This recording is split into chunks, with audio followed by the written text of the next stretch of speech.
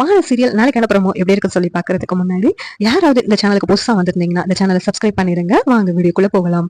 மகான serial நாளைக்கு அனுப்புறமோ ராகினி பசுபதியோட சதி மூலமா வெண்ணிலா மாமாவும் வந்து விஜய் வீட்டுக்கு வர்றாங்க. விஜய் கிட்ட வந்துட்டு எனக்கு நியாயம் கிடைச்சே ஆகணும், என்ன நீ ஏமாத்தி இருக்க, அதுக்கு நீ என்ன கல்யாணம் பண்ணி ஆகணும்னு சொல்லிட்டு வெண்ணிலா வந்து சொல்றாங்க. ஏய் இங்க பாரு, இது வரைக்கும் உன் மேல கொஞ்சம் மரியாதை இருந்துருச்சு, ஆனா இப்ப உன் மேல எனக்கு எந்த மரியாதையும் இல்ல, பாசமும் இல்ல, அக்கறையும் இல்ல அப்படின்னு சொல்லிட்டு விஜய் வந்து சொல்லிக்கிட்டு இருக்காங்க. இது கேட்டுட்டு வெண்ணிலா, அப்பனா வந்து காசு வாங்கிட்டு உன்னை கல்யாணம் பண்ணவோ பெருசா போயிடுச்சு, உன் மேல நான் உயிரவே வச்சிருக்கேன், ஆனா என்னுடைய காதல் வந்து உனக்கு புரியல அப்படின்னு சொல்லிட்டு வெண்ணிலா சொல்றாங்க. யாருடி இந்த நாடகம் ஆடுற வேலையெல்லாம் இங்க வச்சுக்கிடாத, நீ நடத்துறது எல்லாமே நாடகம், முதல்ல இந்த வீட்டை விட்டு நீங்க ரெண்டு வெளியில போறீங்களா அப்படின்னு சொல்லிட்டு விஜய் வந்து சொல்றாங்க. அடுத்து வெண்ணிலா மாமாவும் பேசிக்கிட்டு இருக்காங்க. நீங்க பண்றது நியாயம் கிடையாது தம்பி, என்னதான் இருந்தாலும் அந்த பொண்ணு உங்களை காசு கொடுத்துதான் வந்து கல்யாணத்துக்கு பண்ணிருக்கு, கல்யாணம் பண்ணிட்டு அந்த அக்ரிமெண்ட் முடிச்சோடனே வெளியில போயிடுச்சு. அப்படி இருக்கும் போது ஏன் தம்பி பிடிவாதமா வெண்ணிலாவை கல்யாணம் பண்ண மாட்டேன்னு சொல்லிக்கிட்டு இருக்கீங்க அப்படின்னு சொல்லிட்டு வெண்ணிலா மாமாவும் சொல்றாங்க. இதை கேட்டு விஜய் ரொம்ப கடுப்பாகி, யோ வாயா, அன்னைக்கு என்னமோ நீ ரொம்ப நல்லவ மாதிரி பேசிக்கிட்டு இருந்த, வெண்ணிலா வந்து நான் கூட்டு போறதுதான் நல்லது, உங்க ரெண்டு பேர் வாழ்க்கையில வரக்கூடாது, அப்படி எப்படின்னு பேசுனியே பெரிய நியாயஸ்த மாதிரி, ஆனா இங்க நடந்துக்கிறதெல்லாம் வந்து ரொம்ப உள்டாவா இருக்கியா அப்படின்னு சொல்லிட்டு விஜய் சொல்றாங்க. எனக்கு என்னமோ நீ அன்னைக்கு என்கிட்ட நடிச்சு இருப்ப போலுக்கு அப்படிதான் தோணுது அப்படின்னு சொல்றாங்க. உடனே வெண்ணிலா மாமா, இல்ல தம்பி அப்படிலாம் இல்ல, நியாயம் இருக்குல்ல எங்க பக்கம், அதான் நான் பேசுறேன் அப்படி சொல்லுங்க. என்ன நியாயம் இருக்கு உன் பக்கம் அப்படின்னு சொல்லி அதே இந்த வீட்டை விட்டு வெளியில போயிடுங்க அப்படின்னு சொல்லிட்டு விஜய் வந்து சொல்லிக்கிட்டு இருக்காங்க. ஒண்ணு, என்ன தம்பி இப்படி எல்லாம் பேசாதீங்க, நாளைக்கும் வெண்ணிலாவுக்கும் உங்களுக்கும் கல்யாணம், நீங்க கண்டிப்பா வந்து வெண்ணிலா கழுத்துல தாலி கட்டணும் அப்படின்னு சொல்றாங்க.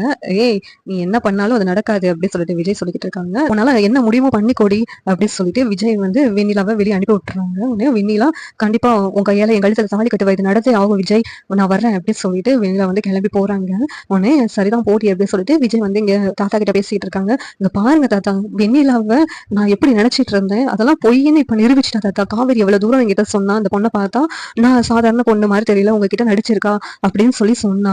அது மாதிரியே தான் தாத்தா அந்த வெண்ணிலா பண்றா, வெண்ணிலாவுக்கு என் சொத்து மேலதான் ஆசை போலுக்க தாத்தா, என் மேல பாசமும் கிடையாது போலுக்க, என்ன எவ்வளவு தூரம் அசிங்கப்படுத்த முடியுமோ அவ்வளவு தூரம் அசிங்கப்படுத்திட்டா தாத்தா அப்படின்னு சொல்லிட்டு விஜய் சொல்றாங்க. தெரிஞ்சு நான் காவேரிக்கு தான் தாத்தா பெரிய துரோகம் பண்ணிட்டேன், அப்படி இருந்தும் எந்த சூழ்நிலையும் காவேரி வந்து என்ன பிளேம் பண்ணதே கிடையாது தாத்தா அப்படி சொல்லிட்டு விஜய் சொல்றாங்க. ஆமாப்பா, காவேரி ரொம்ப நல்ல பொண்ணுப்பா, காவேரியும் நீயும் சேர்ந்து வாழணும், அதுதான் எங்களோட விருப்பம் அப்படி சொல்லிட்டு தாத்தாவும் பாட்டியும் சொல்றாங்க.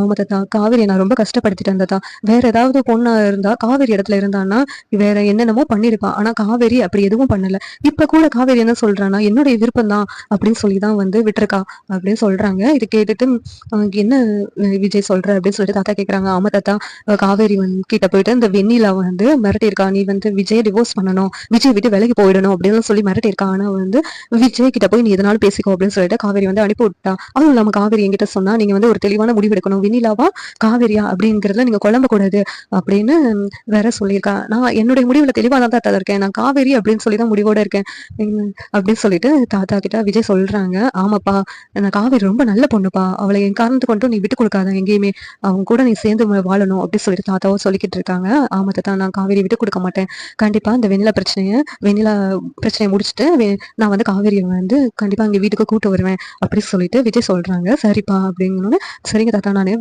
காவேரி போய் பார்த்துட்டு வரேன் அப்படின்னு சொல்லிட்டு விஜய் வந்து கிளம்பி போறாங்க. கிளம்பி போயிட்டு காவேரி கிட்ட போய் பேசுறாங்க. பேசும்போது நடந்ததெல்லாம் சொல்லிக்கிட்டு இருக்காங்க. சொன்னதும் காவேரி, அப்படியா, எதை வச்சு உங்களை கல்யாணம் பண்ணுவேன்னு அவங்க கான்பிடண்டா இருக்காங்கன்னு அதான் தெரியல, எப்படி இருந்தாலும் அவங்க கழுத்துல தாலி கட்டுவேன் அப்படின்னு சொல்லிட்டு அவங்க ரொம்ப கான்பிடண்டா இருக்காங்க, எந்த காரணத்தை வச்சுன்னு எனக்கு தெரியல, உங்களுக்கு ஏதாவது ஐடியா இருக்கா அப்படின்னு சொல்லிட்டு காவேரி வந்து விஜய் கிட்ட சொல்லிக்கிட்டு இருக்காங்க. விஜய் உடனேவும், ஆமா காவேரி, ஆமா அவ என்ன கல்யாணம் முடிக்கிறதுல கான்பிடண்டா இருக்கிறா, என்ன சொல்லுவாங்கன்னு தெரியல, எனக்கு என்னமோ ஏதோ ஒண்ணு இருக்கு இதுல அப்படி சொல்லிட்டு விஜய் காவேரி பேசிட்டு இருக்காங்க. அந்த நேரத்துல மீடியால உள்ளவங்க மறுபடியும் வர்றாங்க. வந்துட்டு, சார் இன்னைக்கு உங்களுக்கும் வெண்ணிலாவுக்கும் கல்யாணம் சொல்லியிருந்தாங்க, அப்படி இருக்கும்போது நீங்க என்ன சார் இங்க இருக்கீங்க அப்படி சொல்லிட்டு கேக்குறாங்க. உடனே அப்படின்னு யார் சொன்னா உங்களுக்கு அப்படின்னு சொல்லி கேட்கும்போது, நீங்க விஜய் வெண்ணிலா கல்யாணம் அப்படின்னு சொல்லிட்டு மீடியால அனௌன்ஸ் பண்ணியிருந்தாங்களே சார், மீடியால சொல்லியிருந்தாங்களே, உங்க வீட்டுல உள்ளவங்க தான் சொல்லியிருந்தாங்க அப்படின்னு சொல்லி கேட்கறாங்க. மீடியால உள்ளவங்க எல்லாம், அவங்க யாரோ சொன்னதுக்கெல்லாம் இங்க இருந்தா கேள்வி கேட்காதீங்க, எனக்கு ஏற்கனவே கல்யாணம் ஆயிடுச்சுன்னு உங்களுக்கு எத்தனை தடவை சொல்ல அப்படின்னு சொல்லி மீடியால உள்ளவங்க எல்லாம் அனுப்பி விடுறாங்க விஜய். இந்த நேரத்துல வெண்ணிலா எப்படியாவது விஜய் கல்யாணம் பண்ணணும்னு சொல்லி முடிவோட உடனே ராகினி பசுபதி கேங் கூட மறுபடியும் பேச ஆரம்பிக்கிறாங்க. அவங்க பேசும்போது ராகினி பசுபதியும் இதுக்கு ஒரே வழிதான் இருக்குது, விஜயை பத்தி இனிமேலும் யோசிக்கிட்டு இருக்காத, விஜய் வந்து உன்னை கல்யாணம் பண்ணணும், இல்லைன்னா வந்து விஜய் வந்து ஜெயிலுக்குள்ள போகணும், இந்த 2 முடிவு தான் இருக்குது, அதுக்கு நீ சம்மதிக்கிறியா அப்படின்னு சொல்லிட்டு பசுபதி கேக்குறாங்க. இவ்வளவு தூரம் என்னை வீட்டை விட்டு அனுப்பிட்டான், இனிமேல் அவனை நான் பாவமே பார்க்க மாட்டேன் அப்படின்னு சொல்லிட்டு வெண்ணிலா சம்மதிக்கிறாங்க. என்ன செய்யணும் சொல்லுங்க அப்படின்னு சொல்லி கேட்கும்போது உடனே பசுபதி சொல்றாங்க, உங்க அப்பா அம்மா இறந்ததுக்கு காரணமே வந்து விஜய் தான் அப்படின்னு சொல்லிட்டு விஜய் நீ பிளாக்மெயில் பண்ணணும், அப்படி நான் வந்து வெளியில சொல்லக்கூடாது, என்ன கல்யாணம் பண்ணிக்கணும் அப்படின்னு பிளாக்மெயில் பண்ணேன், இது ஒரே ஒரு காரணம் தான் இருக்கு அவனை கல்யாணம் பண்றதுக்கு அப்படின்னு சொல்லிட்டு பசுபதி சொல்றாங்க. உடனேவும் வெண்ணிலாவும் சரின்னு சொல்லிட்டு நினைக்கிறாங்க. ஆனா பொண்ணு மணப்பொண்ணா வந்து ரெடியாகி மண்டபத்துல அங்க கோவில்ல இரு, அவன் வருதானான்னு பாப்போம், நம்ம அதுக்கப்புறம் நம்ம அதை வந்து மீடியாவுக்கும் போலீஸ்க்கும் இன்ஃபார்ம் பண்ணலாம் அப்படின்னு சொல்லிட்டு பசுபதி சொல்றாங்க. உடனே கல்யாண ஏற்பாடோட எல்லாமே தயார் பண்ணிட்டு கோவில்ல வந்து விஜய்க்காக வெண்ணிலா வந்து வெயிட் பண்ணிட்டு இருக்காங்க. ஆனா விஜய் அங்க வரல. ஒன்னும் போலீஸ்ல உள்ளவங்க கிட்ட இன்ஃபார்ம் பண்றாங்க, மீடியாலையும் இன்ஃபார்ம் பண்றாங்க, இந்த விஜய் தான் வந்து என்னை வந்து ஏமாத்துனது மட்டும் இல்லாம எங்க அப்பா அம்மாவை வந்து அவன் தான் கொலை பண்ணியிருக்கான் அப்படின்னு சொல்லிட்டு வெண்ணிலா வந்து சொல்றாங்க. சித்தப்பா தான் நடந்ததெல்லாம் வந்து இப்ப என்கிட்ட சொன்னாங்க, விஜய் சொல்லிதான் இதெல்லாம் பண்ணிருந்தேன் அப்படின்னு சொல்றாங்க அப்படின்னு வெண்ணிலா சொல்றாங்க. உடனே விஜய் சித்தப்பாவை மீடியால உள்ளவங்க கேள்வி கேட்கறாங்க, சார் உங்களை வந்து வீட்டை விட்டு விஜய் வெளியேற்றினதுனாலதான் நீங்க அவர் மேல அவரை பழி வாங்கணும்னு சொல்லி இப்படி எல்லாம் பண்றதா வந்து பேசிக்கிட்டு இருக்காங்களே, அதை பத்தி நீங்க என்ன சொல்றீங்க அப்படின்னு கேட்கும்போது, யாரு பழி வாங்குறதுக்காண்டி இப்படி பண்ணா, விஜய் சொன்னதுனாலதான் நான் வந்து இவங்களை வீட்டை விட்டு அனுப்புனேன், அப்படின்னு இல்லாம அதாவது காரை மோதி அவங்க அப்பாவை கொலை பண்ணதும் விஜய் தான், இது எனக்கு தெரியும் அப்படின்னு சொல்லிட்டு விஜயோட சித்தப்பாவும் சொல்றாங்க. வந்து வேகமா கோவத்தோட வந்து வெண்ணிலா மீட் பண்றதுக்காக வர்றாங்க. வெண்ணிலா கிட்ட வந்து கேள்வி கேட்கறாங்க, வெண்ணிலா நீ உன்னெல்லாம் நான் காதலிச்சேன்னு சொல்லும் போது எனக்கு ரொம்ப அசிங்கமா இருக்குது, நீ என் பேரை இவ்வளவு தூரம் பாழாக்கிட்டல, உன்னை வந்து நான் சும்மாவே விட மாட்டேன் அப்படின்னு சொல்லிட்டு வெண்ணிலாவை விஜய் வந்து ரொம்ப கோவமா பேசிட்டு இருக்காங்க. உடனே அவங்க சித்தப்பாவும் பக்கத்துல இருக்கிறாங்க, யோ நீ எல்லாம் ஒரு மனுஷனாயா, நான் வந்து வெண்ணிலா அப்பா அம்மாவை கொலை பண்ணேன் என்ன அப்படின்னு சொல்லிட்டு உன்னை சும்மாவே விட மாட்டேன் சித்தப்பாவையும் மிரட்டிக்கிட்டு இருக்காங்க. வெண்ணிலா நாங்க போலீஸ் வந்து 2 பேரும் சண்டை போடாதீங்கன்னு சொல்லிட்டு இது பண்ணிட்டு இருக்காங்க. அந்த நேரத்துல இவன் தான் எங்க அப்பா அம்மா இறந்ததுக்கு காரணம், இவனை அரெஸ்ட் பண்ணுங்க சார், ஆனா என்ன கல்யாணம் பண்ணா இந்த இதுல இருந்து நான் வாபஸ் வாங்கிடலாம் நினைச்சேன், அவன் வந்து என்னை வந்து காதலிக்கிறேன்னு சொல்லி வேற ஏமாத்திருக்கான், அதுக்கும் சேர்த்து இவனை வந்து நான் போலீஸ்ல கம்ப்ளைண்ட் பண்றேன் அப்படின்னு சொல்லிட்டு வெண்ணிலா வந்து சொல்றாங்க. இதை கேட்டு விஜய் வந்து ஷாக்கா நின்றுட்டு இருக்காங்க. சார் இதுக்கு எனக்கு எந்த சம்மந்தம் இல்லை சார் அப்படின்னு சொல்லிட்டு விஜயோட நியாயத்தை வந்து சொல்றாங்க. எதுவா இருந்தாலும் நீங்க ஸ்டேஷன்ல வந்து சொல்லுங்க, ஸ்டேஷன்ல பேசி முடிவெடுக்கலாம் அப்படின்னு சொல்லிட்டு எல்லாத்தையுமே ஸ்டேஷனுக்கு வர சொல்லிடுறாங்க அந்த போலீஸ்.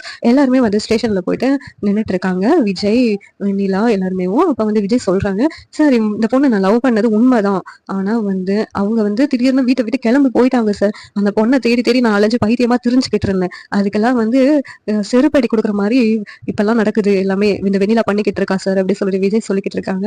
நான் யாருக்கும் எந்த துரோகமும் பண்ணல சார், அப்படி வெண்ணிலாவுக்கான பைத்தியமா சுத்துறதுனாலதான் வந்து வெண்ணிலாவை திருப்பி என் ஒய்ஃப் வந்து வீட்டுக்கே கூட்டு வந்தா, அப்படி இருக்கும்போது அவ பழைய நினைவுல மறந்ததுனால அவளுக்கு ட்ரீட்மெண்ட் வீட்டுல வச்சு பார்த்தேன், அதுக்கெல்லாம் சேர்த்து மாத்துக்கதான் இப்ப அனுபவிக்கிறேன் சார் அப்படின்னு சொல்லிட்டு விஜய் வந்து நியாயத்தை சொல்றாங்க. ஆனா வெண்ணிலா இல்ல சார், இவன் வந்து என்ன லவ் பண்றேன்னு ஏமாத்திட்டு என் அம்மா அப்பாவையும் கொலை பண்ணிட்டான், எங்க அம்மா அப்பா இறந்ததுக்கு காரணமே இவன் தான் சார், இவனை சும்மா விடாதீங்க அப்படின்னு சொல்லிட்டு வெண்ணிலா சொல்லிக்கிட்டு இருக்காங்க. என்னப்பா நீ இப்படியா பேசிக்கிட்டு இருக்கான், அவன் தான் வந்து உன்னை வீட்டுல வச்சு ட்ரீட்மெண்ட் பண்ணி உன்னை குணமாக்கியிருக்கான், அப்படி இருக்கும்போது உங்க அப்பா அம்மாவை எப்படி கொண்டுருப்பான் அப்படின்னு சொல்லிட்டு போலீஸ் கேட்கும்போது, இல்ல சார் அவன் தான் எல்லாத்துக்குமே காரணம், அவன் வந்து நடிக்கிறான் சார் அப்படின்னு சொல்லிட்டு வெண்ணிலா சொல்லிக்கிட்டு இருக்காங்க. இதுக்கு ஏதாவது ஆதாரம் இருக்கா அப்படின்னு சொல்லிட்டு போலீஸ் கேட்கறாங்க.